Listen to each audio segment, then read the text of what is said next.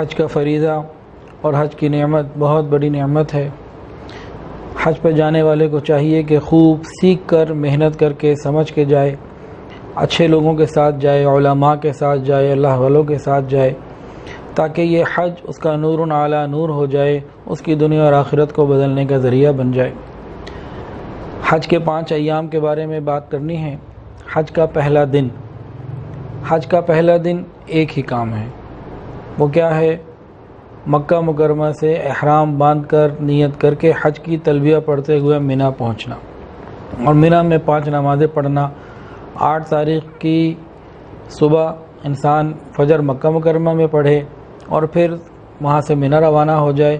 ظہر، عصر، مغرب، عشاء اور اگلے دن کی صبح فجر، یہ 5 نمازیں مینا میں پڑھنی ہیں۔ تو پہلے دن کا ایک ہی کام مکمل ہو گئی بات۔ دوسرے دن کا کام کیا ہے؟ دوسرے دن کے کام یہ ہے کہ اس نے مینا سے عرفات جانا ہے اور عرفات میں غروب آفتاب تک رہنا ہے اور اس کے بعد مزدلفہ پہنچنا ہے۔ تو دوسرے دن کے 2 کام، پہلا دن ایک کام، دوسرے دن 2 کام۔ یہ 2 کام 2 دن کی پوری تفصیل جو ہے وہ آ گئی خلاصے میں، لیکن اس کے اندر بہت ساری چیزیں اور بھی موجود ہیں۔ اس کو اگر توجہ سے حاجی سنے اور اس پر عمل کرے تو انشاءاللہ العزیز خیروں کا اور برکتوں کا دروازہ کھل جائے گا۔ 8 ذو الحجہ یوم الترویہ، مکہ مکرمہ سے نکلنے کا دن۔ صحابہ کرام کی مبارک عادت یہ تھی کہ 8 تاریخ سے 1-2 دن پہلے اپنے بالوں کو صاف کر لیتے، زیر ناف بال، بغلوں کے نیچے بال، اور اپنی ہر طرح کی صفائی، خوشبو وغیرہ لگانا اہتمام شروع کر دیتے۔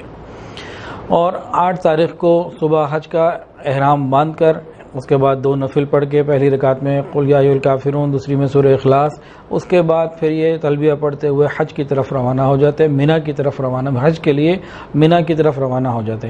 نبی علیہ الصلوۃ والسلام جب روانہ ہوئے تھے تو سورج نکلنے کے تھوڑا دیر بعد اور ظہر کی نماز وہاں آپ نے ادا کی تھی۔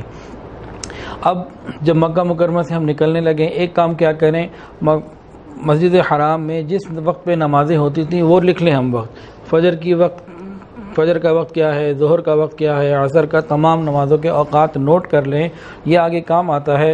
اور اس نماز کے وقت کے 5-7 منٹ بعد، کم سے کم 5-7 منٹ بعد نماز پڑھیں تاکہ ہر قسم کی آسانی رہے، کوئی نقصان نہ ہو۔ نماز کا وقت کا خیال کرنا یہ بہت ضروری ہے، بعض لوگ غلطی کر لیتے ہیں۔ اب مینا میں کرنا کیا ہے؟ اتنا لمبا وقت ہے کہ 8 تاریخ کو ظہر سے پہلے مینا پہنچ گئے اور اگلے دن صبح فجر کے بعد، سورج نکلنے کے بعد مینا سے عرفات جانا ہے۔ نمازیں تو 5 ہیں، اکثر مسافر ہیں، 2-2 رکعت پڑھنی ہیں۔ تو اتنا وقت کیا کرنا ہے؟ اتنا وقت اپنے آپ کو تیار کرنا ہے کل کے دن کی حاضری کے لیے۔ بڑوں سے جب ملاقات ہوتی ہے تو ویٹنگ روم میں بٹھا دیتے ہیں، پھر جا کے ملاقات ہوتی ہے۔ تو آپ سمجھیں عرفات سے پہلے یہ ویٹنگ روم کی مانند ہے کہ انسان کل کے دن کے لیے، آنے والے دن کے لیے اپنے آپ کو تیار کرے۔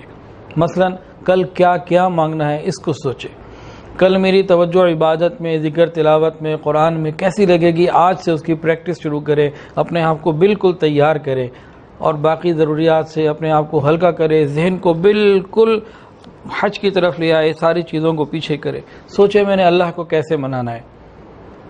کسی غلام کا مالک آقا روٹھا ہوا ہو، ناراض ہو، وہ بڑا سوچتا ہے کہ میں کیسے مناؤں۔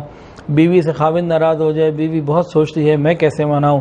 مینا میں ہم نے یہ سوچنا ہے اپنے رب کو کیسے منانا ہے کہ یہ حج ہمارا ایسا ہو جائے کہ مقبول ہو جائے، اور اس دوران تلبیہ انسان پڑھتا رہے اور اللہ کو مانگتا رہے۔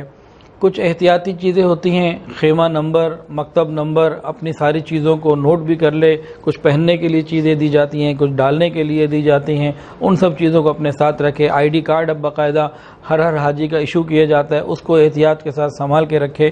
یہ چیزیں جو ہیں یہ کام آتی ہیں۔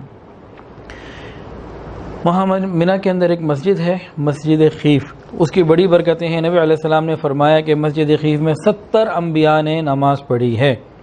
اللہ اکبر کبیرہ۔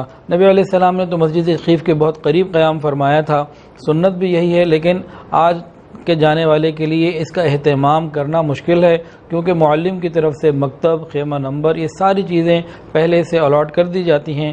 تو جس کو جہاں جگہ ملے بس وہ وہیں اپنے سامان کو رکھے اور اسی خیمے کے اندر اپنے آپ کو لے کر آئے۔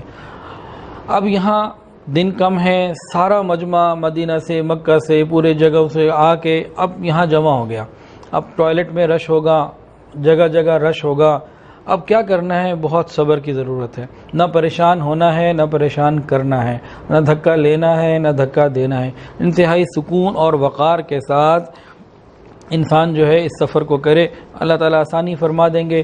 جتنا ہم صبر کریں گے اجر بڑھے گا. لوگوں کی تکلیف ہم برداشت کریں گے، مشقت برداشت کریں گے، ہمارا اجر بڑھے گا. زبان کو خیال سے استعمال کرنا ہے، آنکھوں کا استعمال بہت خیال سے کرنا ہے، ہر چیز کو احتیاط کے ساتھ رکھنا ہے. اگلے دن کی تیاری کرنی ہے. یہ ہمارا دن جتنا اچھا گزرے گا، اگلے دن کی تیاری کو سوچتے ہوئے ہمارا عرفات کا دن اتنا اچھا گزرے گا.